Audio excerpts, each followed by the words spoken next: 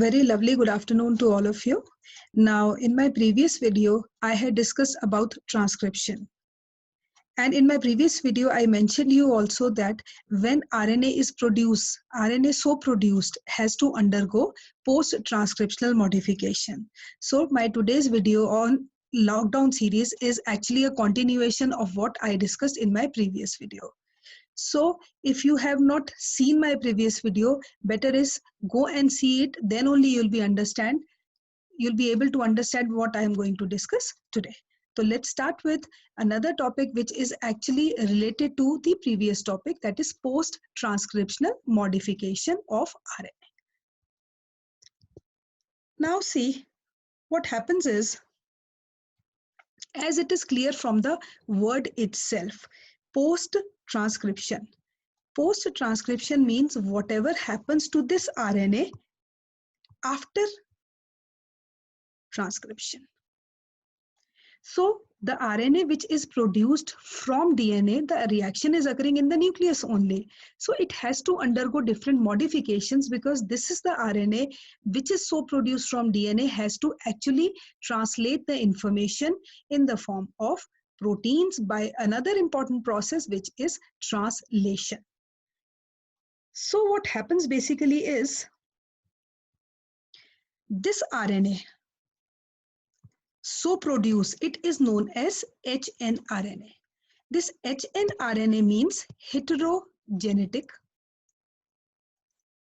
or it is also known as heavy RNA. Now why it is heavy in nature? Because it consists of two coding sequences. One is exons and another sequence is known as introns.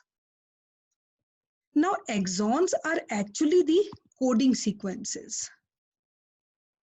which will be coding to form proteins. And these introns are, as the word is there, these are the intervening sequences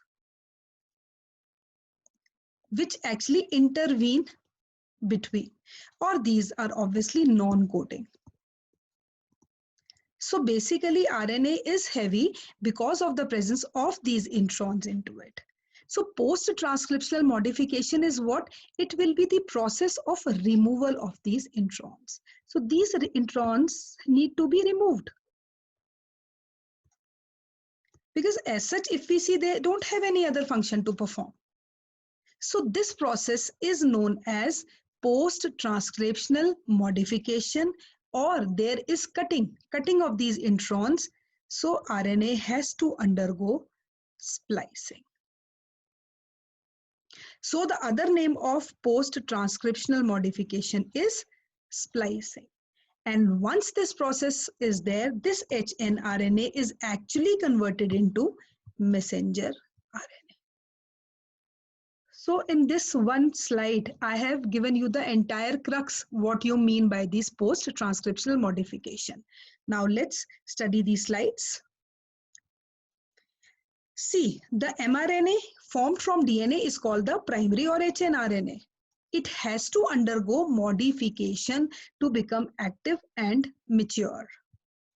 Why active? Because it is, again I am telling you, it has to undergo translation process. And this is known as this. And eukaryotic RNA is processed before leaving the nucleus. Because these reactions, replication and transcription, are occurring in the nucleus. But translation is synthesis, yeah, you can say decoding of the information in the form of proteins, which is wholly solely the work of ribosomes. And all of you know that ribosomes are present in the cytoplasm. So once this RNA is modified, it has to be exported from the nucleus to the cytoplasm. Now, how this process occurs? This is a very important slide. These are the 4 important points. First is capping at 5' end, because the RNA so produced, I told you in my previous video also, RNA has 5' to 3'. New strand, whether it is DNA, whether it is RNA, it is formed in this direction. So capping at 3' end takes place, which is done by guanine residue. Poly A tailing is done by adenine or adenosine residues. Once these two ends are covered or they are masked from the attack of other nucleases, then this splicing or removal of introns occur, and finally the mRNA is edited. यहाँ पे you can see this is a picture, capping and tilling. Now, how this process takes place? This is again a very tedious process because this reaction takes place in the presence of enzymes. Now, first process is 5' capping. You can see 7-methyl guanylate or guanosine residues are attached. Since there is transfer of this, the enzyme would be guanylyl transferase. And it reaction is catalyzed by this enzyme guanine 7-methyl transferase. The methyl group is provided by SAM or S-adenosyl methionine. Basically, always remember what we are doing is we have a string of mRNA. We are protecting it from the attack of other nucleases by blocking two ends. 5' is done by capping by guanosine residues and 3' is done by adenosine residues. Now, this capping requires 3 steps, you can say. And these 3 steps are these. Here you can see guanylyl transferase is there. Then methionine comes, methyl group is there, and 5' end of RNA is capped by the cumulative effect of guanine 7-methyl transferase and O-methyl transferase. This is the question which is generally asked in the exam also. The enzyme responsible for catalyzing capping at 5' end of messenger RNA. So, mature mRNA is mined and cap this is important, stabilizes this against digestion by other nucleases. And eukaryotic RNAs lacking the cap are not translated efficiently because there are chances that other nucleases enzyme group of enzymes can try to digest RNA. So this is what this is 5' capping. Then comes addition of poly-A tail. In poly-A tail, it is added at 3' end of mRNA, which is done by adenylate residues or adenosine residues. Here you can see, and ATP is the donor. Again, the reason behind this is it is involved in the stabilization of RNA. So this is 5' capping. You can see synthesis of poly-A tail. Or now we can say that once capping and tailing is done, this RNA is now resistant to the attack of other nucleases, and now the action of ribozyme will come, or spliceosome will be produced, or introns will be removed. Then comes the splicing. Splicing is cutting off by forming a spliceosome. Now this reaction in which the introns are removed, this process obviously requires energy. And the small nuclei, or you can say SNRPs, are the very, very important part of RNA molecule, which actually helps in the formation of this spliceosome. So how do we define a spliceosome? It is a complex containing SNRPs that contain snRNA that catalyzes hnRNA to mRNA. How it catalyzes? By removing the introns. And once the introns are removed, the entire mRNA chain is synthesized again, or it is joined back. There are certain disorders related to faulty splicing, जैसे beta thalassemia. It is caused by due to faulty splicing of this hnRNA. So splicing is very, very important, and it is again catalyzed by very, very important enzymes. Now here you can see, this is a very good picture. यहाँ पे you can see 5' capping is there and 3' tailing is there.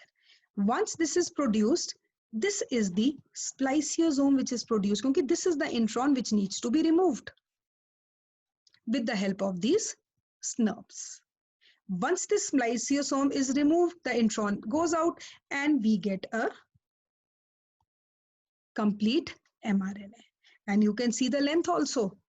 See the length of this exon and see these from here to here. And here you can see it is shortened by giving out introns. Because introns as such, they have no work. It is the intervening sequence which need to be removed.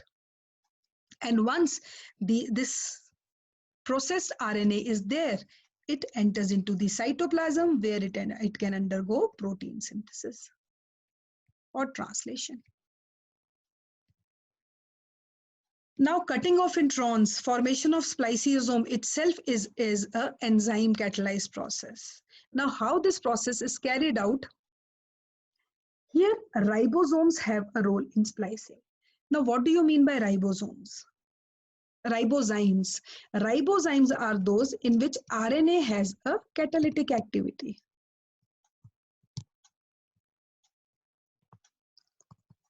Or you can say ribosomes are the only enzymes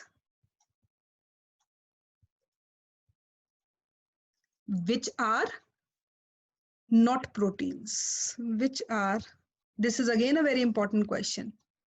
Otherwise, if we see all enzymes are proteins except one, that is nothing but a ribozyme in which transfer RNA has a catalytic activity.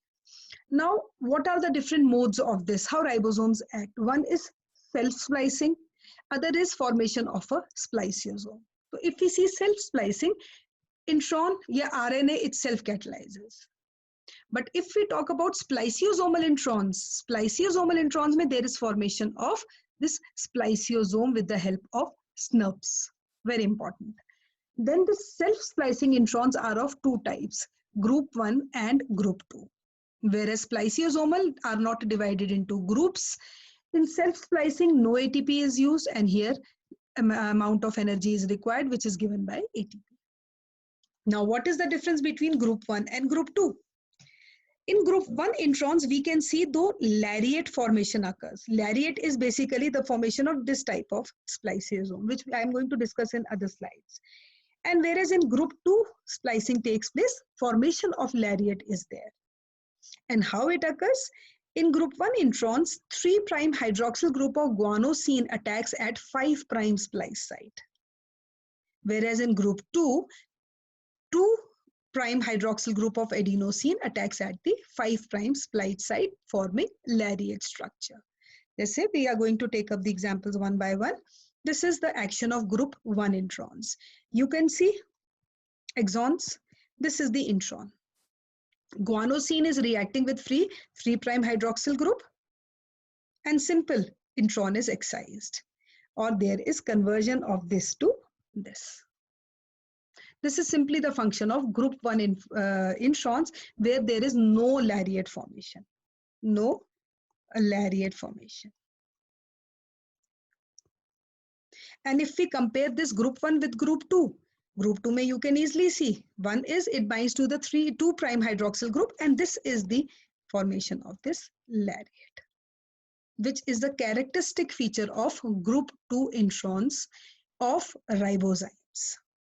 So this is how this post-transcriptional modification occurs. And let's conclude this slide. Initially, 5' capping and poly-A tailing is added to the RNA transcript to protect the mRNA from digestion by nucleases in the cytoplasm. Second is 5' cap is added to 5' end and the poly-A is added to 3' end. Regions known as exons contain coding ones, whereas introns are actually the junk DNA, or it is the intervening sequences which need to be removed. And then these spliceosomes are made up of RNA, and they remove the introns and they after cutting the introns, they join the remaining exons together. And then the sliced out introns are recycled outside, and the new mature RNA, very, very important, transcript is now ready to exit through a nuclear pore into the cytoplasm. Means it's like this. If I have to summarize this, say this is RNA, this is 5' capping, this is 3' tailing. These are the introns. They form this type of structure, which is spliceosome. This spliceosome goes off, and what we get is, we get this mRNA, which is now able to undergo translation. This is a very small topic, but it is a very important topic also. Very, very important. So here I finish up with the post-transcriptional modification. Now, so far in my previous videos, I have discussed about DNA replication, about transcription, about post-transcriptional modification. Next part which is left is translation. And one very interesting thing I'm going to tell you is, even when the protein synthesis takes place or translation occurs, this protein is also modified by undergoing post-translational modification, which we are going to discuss in a next video. So this much for this video. So if you want to know more, again I am telling you, kindly subscribe to my channel. Thanks a lot. Have a good day.